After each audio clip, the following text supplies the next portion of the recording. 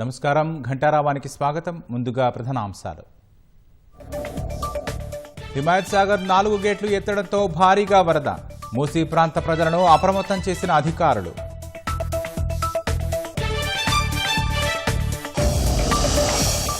ఢిల్లీలో భారీ వర్షాలతో జనజీవనం అతలాకుతలం. 90 విమానాలు ఆలస్యం, 4 సర్వీసులు రద్దు.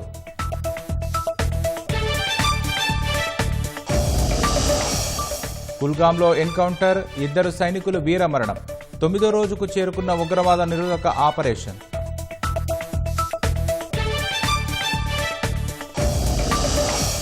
అమెరికా సుంకాల అంశంలో ట్రంప్పై పెరుగుతున్న వ్యతిరేకత. ఆర్థిక విధానాలు, అంచనాలను తప్పుపడుతున్న నిపుణులు.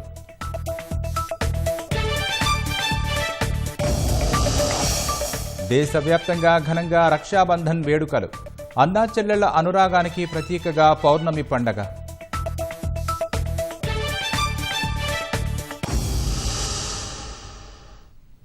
హైదరాబాద్ హిమాయత్ సాగర్ నుంచి నీటి విడుదలతో సమీపంలోని ఓఆర్ఆర్ సర్వీసు రోడ్డును పోలీసులు మూసివేశారు. రాజేంద్రనగర్ నుంచి హిమాయత్ సాగర్ వైపు ఉన్న సర్వీసు రోడ్డుపై రాకపోకలను నిలిపేశారు. జలమండలి అధికారులు ప్రాజెక్టు 4 గేట్లు ఎత్తి నీటిని దిగువకు వదులుతున్నారు. 2 గేట్లు అడుగు, మరో 2 గేట్లు 2 అడుగుల మేర పైకి ఎత్తి నీటిని పంపిస్తున్నారు. హిమాయత్ సాగర్ పూర్తిస్థాయి నీటి మట్టం 1763.5 అడుగులు కాగా ప్రస్తుత నీటి మట్టం 1763 అడుగులుగా ఉంది. మరోవైపు మూసీ నది ఉధృతిని దృష్టిలో పెట్టుకుని అధికారులు చర్యలు చేపట్టారు.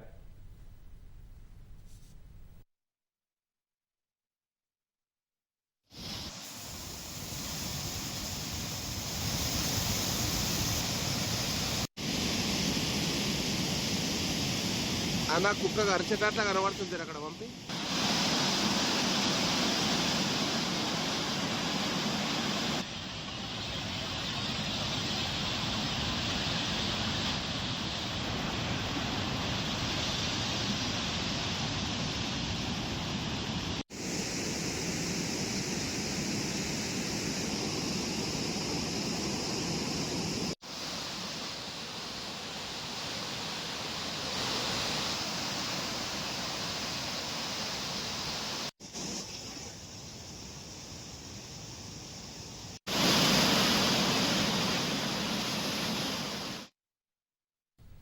కళాశాలలకు వరుసగా 3 రోజులు సెలవులు రావడంతో కరీంనగర్లో ప్రయాణికుల ప్రాంగణం ప్రయాణికులతో కిటకిటలాడింది. రాఖీ పౌర్ణమి సందర్భంగా కరీంనగర్ రీజియనల్ పరిధిలో ప్రత్యేక బస్సులను నడుపుతున్నారు. రీజియన్ పరిధిలో 1040 బస్సులు ఉండగా రాఖీ పౌర్ణమి సందర్భంగా ప్రత్యేకంగా 440 బస్సులను ఉమ్మడి జిల్లా వ్యాప్తంగా తిప్పుతున్నారు. అయినప్పటికీ బస్సులు సరిపోకపోవడంతో ప్రయాణికులు తీవ్ర ఇబ్బందులు పడుతున్నారు. తిరుగు ప్రయాణంలో సరైన బస్సులను ఏర్పాటు చేయాలని ప్రయాణికులు కోరుతున్నారు.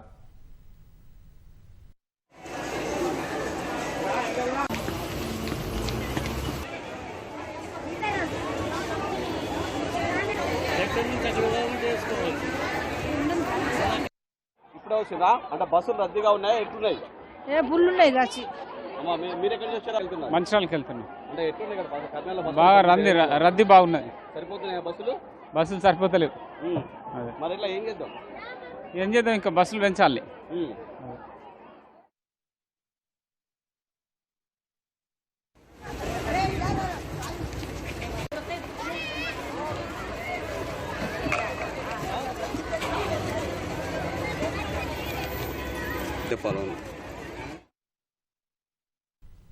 రాఖీ పౌర్ణమిని పురస్కరించుకుని రాష్ట్ర వ్యాప్తంగా ఆర్టీసీ బస్టాండ్లు ప్రయాణికులతో రద్దీగా మారాయి. సోదరులకు రాఖీ కట్టేందుకు, కుటుంబ సభ్యులతో పండుగ జరుపుకునేందుకు నగరంలోని వివిధ ప్రాంతాల నుంచి ప్రయాణికులు పెద్ద ఎత్తున సొంతూళ్లకు వెళుతున్నారు. హైదరాబాద్ మహాత్మాగాంధీ బస్టాండ్లో బస్సుల కోసం ప్రయాణికులు ఎదురుచూస్తున్నారు. సికింద్రాబాద్ జూబ్లీ బస్ స్టేషన్ సైతం ప్రయాణికులతో రద్దీగా మారింది. ఉత్తర తెలంగాణ జిల్లాలకు వెళ్లే మహిళలు జూబ్లీ బస్ స్టేషన్ నుంచి వెడుతుండటంతో బస్టాండ్కి ఎక్కిరిసింది. టికెట్ రిజర్వేషన్ కోసం ఉదయం నుంచే కౌంటర్ల వద్ద బారులు తీరారు.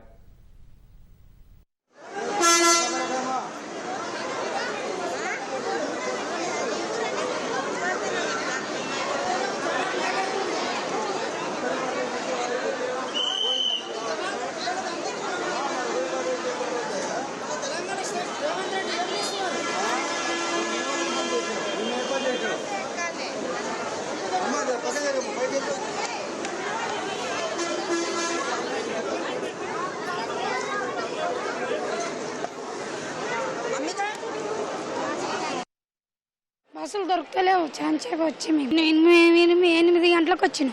నేను మామనార్కి వెళ్ళాలి వచ్చి హాఫ్ అన్ అవర్ అవుతుంది. అయినా సరే కానీ ఫుల్ రష్ తో జనం చాలా మంది ఉన్నారు, ఇబ్బంది పడుతున్నారు. కొంతమంది బాయ్స్ అయితే చాలా ఇబ్బంది పడుతున్నారు. ఇంకా కొన్ని సీట్ల కోసం అని కొంచెం వెయిట్ చేస్తున్నాను.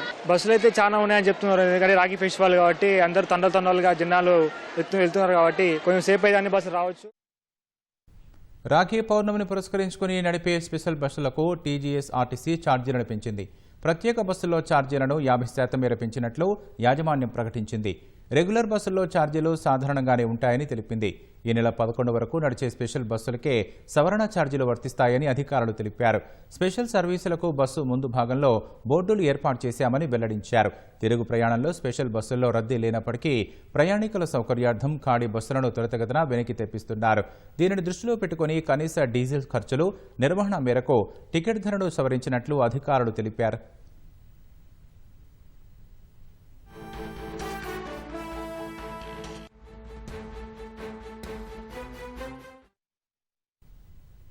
నిత్యం వేల సంఖ్యలో వాహనాలు తిరిగే రోడ్డు అది, జాతీయ రహదారి కూడా. ఒక్కసారిగా ఆ మార్గంలో వంతెన కుంగిపోయింది. వెంటనే పోలీసులు అప్రమత్తమై వాహన రాకపోకలను నిలిపేసి దారి మళ్లించారు. దీంతో పెను ప్రమాదం తప్పింది. వంతెన పాతపడడంతో కొత్తది కడుతున్నప్పుడు తీసుకోవాల్సిన కనీస జాగ్రత్తలు తీసుకోకపోవడంతో వంతెన కుంగుబాటుకు గురైంది. రహదారులపై నిర్మించే వంతెనల్లో నిర్లక్ష్యం వహిస్తే భారీ మూల్యం చెల్లించుకోవాల్సిందే. ములుగు జిల్లా మల్లంపల్లి మండలం సమీపంలోని 163 జాతీయ రహదారిలో ఎస్ఆర్ఎస్పీ కాలువపై ఉన్న వంతెన అకస్మాత్తుగా కుంగిపోయింది. దీంతో అధికారులు అప్రమత్తమై వాహనాలను దారి మళ్లించారు. ప్రమాద సమయంలో వంతెనపై వాహనదారులు లేకపోవడంతో పెను ప్రమాదం తప్పింది.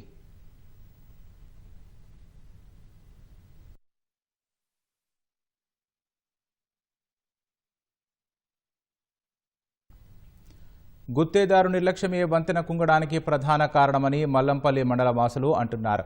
గుత్తేదారు పాత వంతెనను ఆనుకొని ఉన్న మట్టిని ఇష్టానుసారంగా జేసీబీలతో తవ్వేయడంతో పరిస్థితి ప్రమాదకరంగా మారింది. అయినా నిర్లక్ష్యం వహించడంతో వంతెన క్రమక్రమంగా కుంగుబాటుకు గురైందని స్థానికులు ఆరోపిస్తున్నారు. 1986లో ఎస్ఆర్ఎస్పీ కాలువ తీయడం జరిగింది. అప్పుడు ఈ కెనాల్ కోసం బ్రిడ్జి కట్టడం జరిగింది. భూమి కింద పైపులు వేయడం వల్ల అది సతికిపోయి ఈ రోజు ప్రమాదానికి గురైంది. అధికారుల నిర్లక్ష్యం వలన ఈ బ్రిడ్జి ని సీజన్ ఎండాకాలంలో నిర్మించాలి, తయారు చేయాలి. ఇది రెయిన్ సీజన్ వర్షాకాలంలో చేసేసరికి ఆయిల్ మెత్తగా ఉండడం వల్ల సైడ్ కూలిపోయి ఓవర్లోడ్ లారీల తిరగడం వల్ల ఈ బ్రిడ్జి కూలిపోయినది. కుంగిన వంతెనను నేషనల్ హైవే అథారిటీ అధికారులు, ఆర్టీసీ అధికారులు పరిశీలించారు. వర్షాలతో పాటు అధిక లోడుతో వస్తున్న వాహనాలతో బ్రిడ్జి కృంగిపోయిందని రోడ్లు భవనాల శాఖ అధికారులు చెబుతున్నారు. ఈ బ్రిడ్జికి మరోపక్క 10 మీటర్ల వెడల్పుతో తాత్కాలిక బ్రిడ్జి నిర్మాణం చేపడతామన్నారు.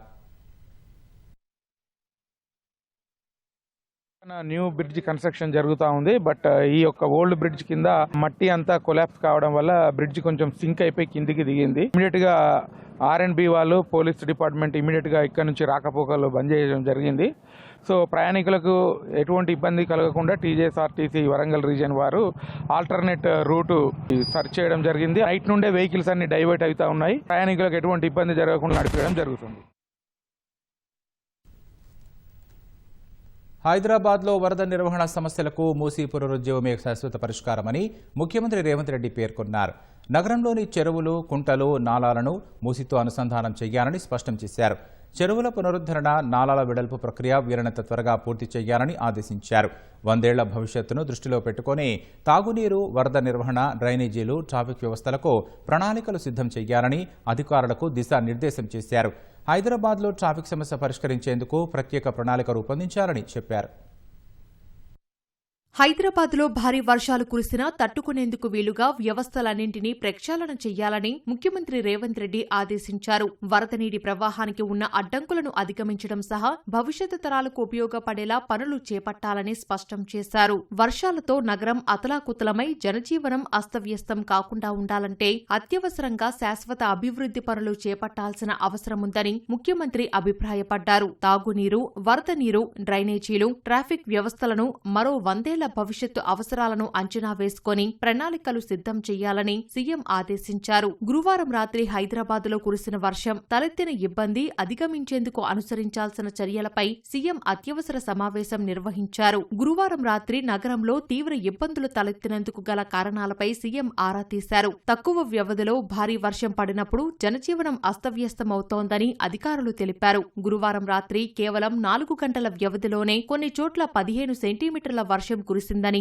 జూన్ నుంచి ఇప్పటి వరకు జీహెచ్ఎంసీ పరిధిలో సాధారణంతో పోలిస్తే 16% వర్షపాతం ఎక్కువగా నమోదైనట్లు అధికారులు తెలిపారు. కుండపోత వర్షం కురిసినప్పుడు అందుకు తగినట్లుగా అన్ని వ్యవస్థలను ఆధునీకరించాల్సిన అవసరముందని సీఎం రేవంత్ రెడ్డి అభిప్రాయపడ్డారు. ప్రస్తుత రోడ్లు, డ్రైనేజీలు 5 సెంటీమీటర్ల వర్షాన్ని కూడా తట్టుకునే పరిస్థితి లేదని, ఒక్కోసారి 20 సెంటీమీటర్ల వర్షం నమోదవుతున్నందున అందుకు అనుగుణంగా పనులు చేపట్టాలని రేవంత్ ఆదేశించారు.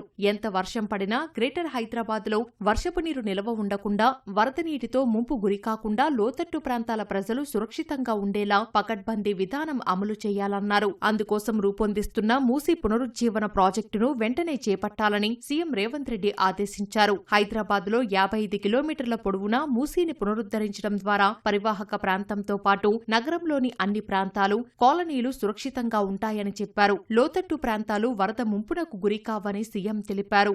ఔటర్ రింగ్ రోడ్ లోపల ఉన్న కోర్ అర్బన్ రీజియన్లో అన్ని వైపుల నుంచి వరద నీరు మూసీకి చేరేలా ప్రణాళికలు సిద్ధం చెయ్యాలని అధికారులను సీఎం ఆదేశించారు. హుస్సేన్ సాగర్, దుర్గం చెరువు, మీర్ ఆలం ట్యాంకు సహా ప్రతి చెరువు, కుంటలను నాలాల ద్వారా మూసీకి అనుసంధానించాలని సీఎం సూచించారు. చెరువుల పునరుద్ధరణ, నాలాల వెడల్పు ప్రక్రియను వీలైనంత త్వరగా పూర్తి చేయాలన్నారు. డ్రైనేజీల ద్వారా వచ్చే నీటిని ఎస్టీపీల ద్వారా శుద్ధి చేసి మూసీలో స్వచ్ఛమైన నీటి ప్రవాహం ఉండే విధంగా అభివృద్ధి పనులు చేపట్టాలని దిశానిర్దేశం చేశారు. శుద్ధి చేసిన నీటిని పరిశ్రమలు, ఇతర అవసరాలకు వాటర్ ట్యాంకర్ల ద్వారా వినియోగించుకునే అవకాశం ఉంటుందన్నారు. మూసీ పునరుజ్జీవన ప్రాజెక్టును వరద నీటి నిర్వహణకు వీలుగా డిజైన్ చేయాలని అధికారులను రేవంత్ ఆదేశించారు. నగరంలో ట్రాఫిక్ సమస్యను పరిష్కరించేందుకు ప్రత్యేక ప్రణాళికలు రూపొందించాలని స్పష్టం చేశారు. పాత నగరంలో ట్రాఫిక్ సమస్య పరిష్కారానికి పాతాచారుల జోన్ ఏర్పాటు చేసి పార్కింగ్ సమస్యకు చెక్ పెట్టాలని సూచించారు. చార్మినార్, సాలార్జంగ్ మ్యూజియం, హైకోర్టు,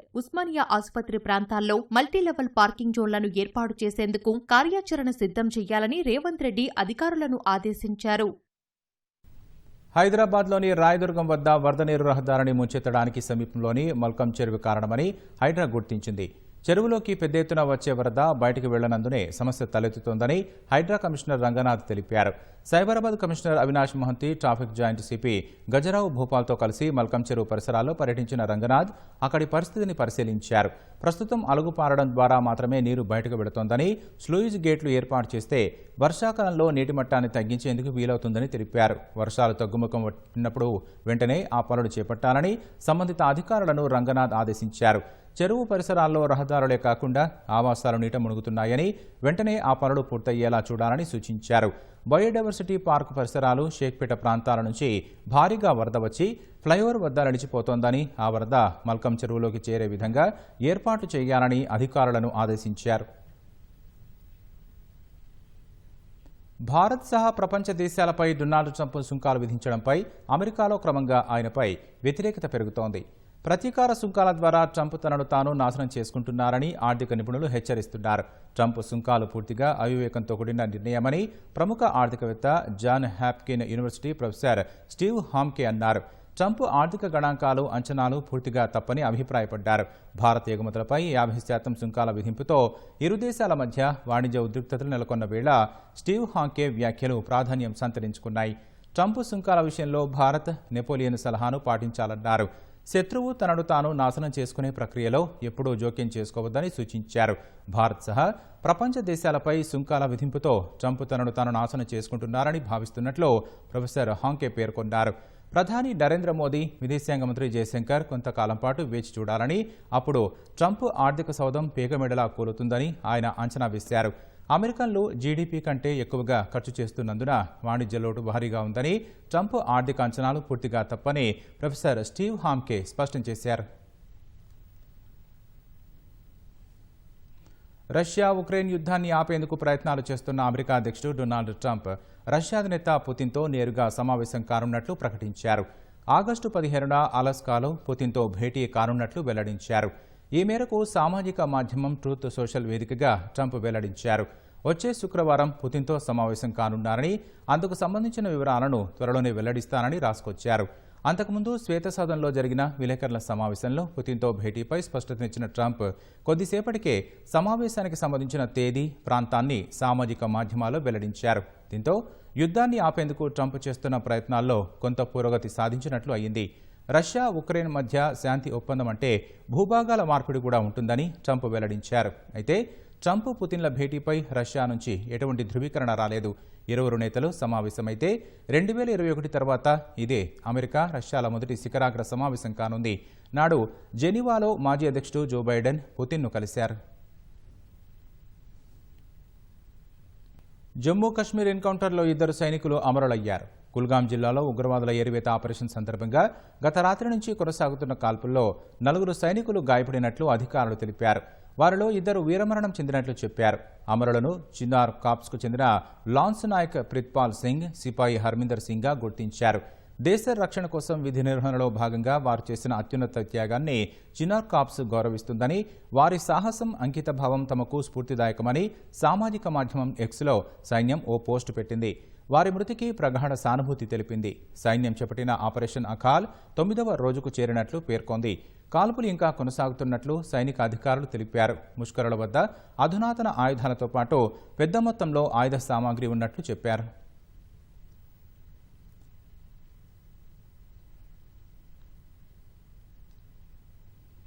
దేశ రాజధాని ఢిల్లీలో భారీ వర్షం కురిసింది. గత రాత్రి నుంచి కురిసిన భారీ వర్షానికి చాలా రోడ్లు నాలాలుగా మారాయి. రోడ్లపై మోకాల లోతు వరకు నీరు నిలవడంతో వాహనదారులు తీవ్ర ఇబ్బందులు పడ్డారు.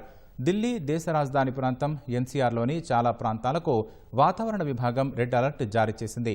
పంచకుయన్ మార్గ్, మధురా రోడ్, శాస్త్రి భవన్, ఆర్కేపురం, మోతీబాగ్, కిద్వాయి నగర్ తదితర ప్రాంతాల్లో వర్షం నీరు భారీగా రోడ్లపై నిలిచింది. గత రాత్రి 11 గంటల నుంచి మొదలైన వర్షం ఈ ఉదయం వరకు కురిసినట్లు అధికారులు తెలిపారు. ఉత్తర, పశ్చిమ, దక్షిణ, ఆగ్నేయ, మధ్య ఢిల్లీ జిల్లాల్లో ఉరుములతో కూడిన భారీ వర్షం కురిసే అవకాశం ఉందని ఐఎండీ రెడ్ అలర్ట్ జారీ చేసింది.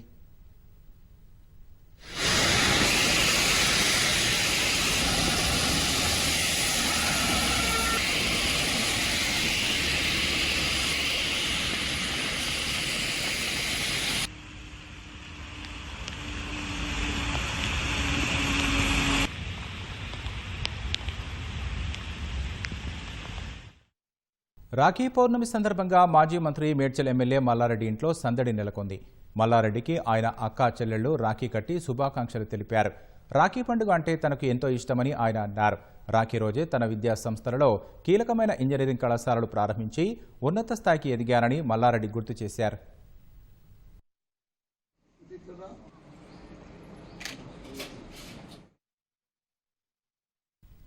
అన్నా చెల్లెళ్ల అనురాగానికి ప్రతీక రాఖీ పండుగ.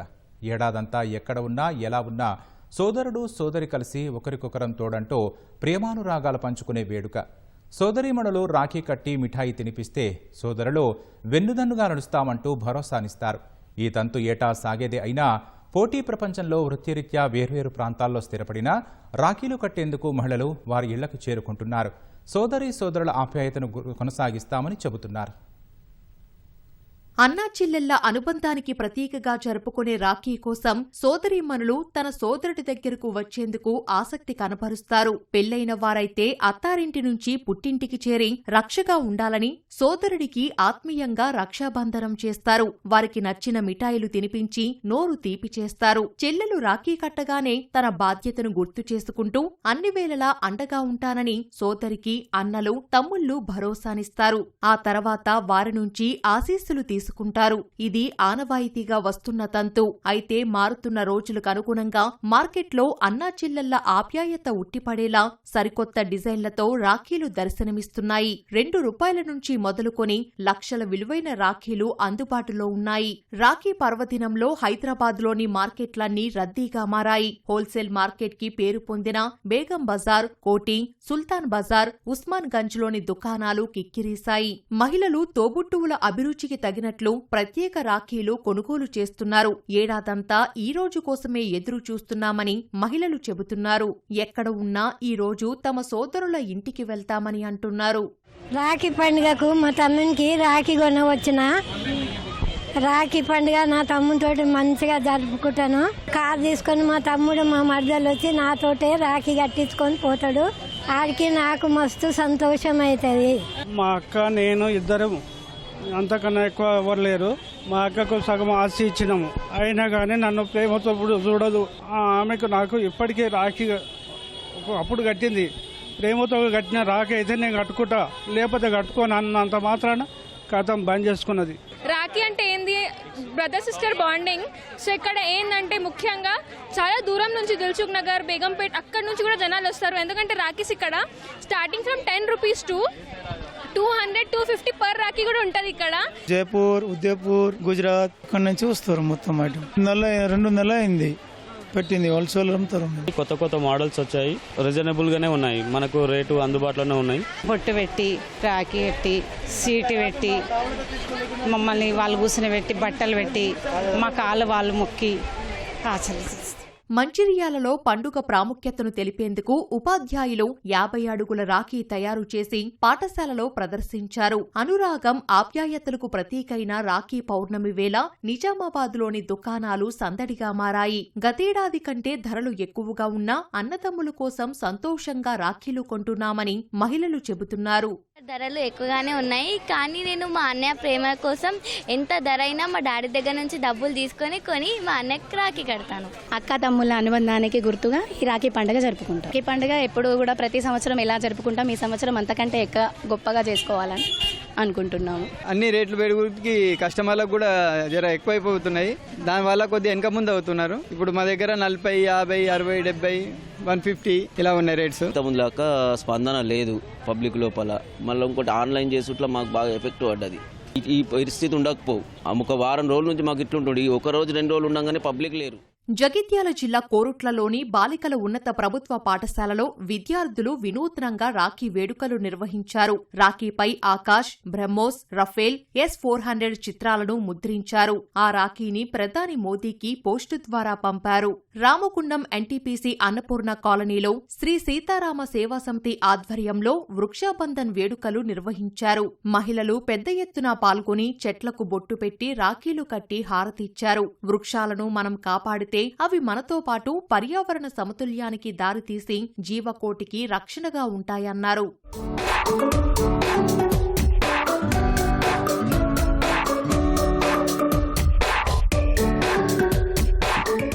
వరంగల్ జిల్లా రుద్రమాంబానగర్లోని ఓ ప్రైవేటు పాఠశాలలో విద్యార్థులకి రాఖీలు కట్టారు. విద్యతో పాటు సంస్కృతి సాంప్రదాయాలను చిన్నప్పటి నుంచే విద్యార్థులకు తెలియజేయడమే లక్ష్యమని నిర్వాహకులు తెలిపారు. పర్యావరణ పరిరక్షణ, మొక్కలు ఆవశ్యకతను తెలుపుతూ ఈటీవీ ఈనాడు ఆధ్వర్యంలో నల్గొండ జిల్లా కనకల్ మండలంలోని ప్రభుత్వ జూనియర్ కాలేజీలో వృక్షాబంధన్ కార్యక్రమం నిర్వహించారు. మొక్కలు నాటి వాటికి రాఖీలు కట్టారు. దత్తత తీసుకుని రక్షించుకుంటామని ప్రతిజ్ఞ చేశారు. చెట్టమ్మను నేను, చెట్టును నేనురా, మనిషి మనగడకు ప్రాణం పోసే అమ్మను నేనురా, మీ అమ్మను నేనురా, చెట్టమ్మను నేను, చెట్టును నేనురా, మనిషి మనగడకు ప్రాణం పోసే అమ్మను నేనురా, మీ అమ్మను నేనురా. అందరూ కూడా ఇక్కడ చాలా దాదాపు 30 నుంచి 40 మొక్కలు ఈరోజు నాటడం జరిగింది. వీటన్నింటినీ కూడా ఈ కళాశాలలో ఉన్న స్టూడెంట్స్ అందరూ కూడా ఒక్కొక్క చెట్టుని దత్తత తీసుకొని వాటిని మేము పెంచుతామని ప్రతిజ్ఞ కూడా చేయడం జరిగింది. భవిష్యత్ తరాలను కాపాడాలి అంటే, పర్యావరణాన్ని ప్రేమించాలి అంటే, పర్యావరణాన్ని పరిరక్షించాలి అంటే, బంగారు భవిష్యత్తు కోసం అంటే ఖచ్చితంగా నాటవలసింది మొక్కలే. మనకెంత సంపద ఉన్నా సంపద అవసరం లేదు. ప్రకృతి సంపద, పర్యావరణ సంపద చాలా గొప్పది. రక్షాబంధన్ అంటే అన్నదమ్ములు రక్షగా ఉండాలని మనకు రక్షాబంధన్ ఎలా కడతామో వృక్షాలు కూడా అలాగే రక్షగా ఉండాలని వృక్షాబంధన్ అనే కార్యక్రమం నిర్వహిస్తున్నాము. రాఖీ కట్టడానికి బయలుదేరిన మహిళలతో ప్రయాణ ప్రాంగణాలు కిక్కిరీశాయి. బస్సుల్లోనే కాకుండా ప్రైవేటు వాహనాల్లోనూ భారీగానే ప్రయాణాలు సాగిస్తున్నారు.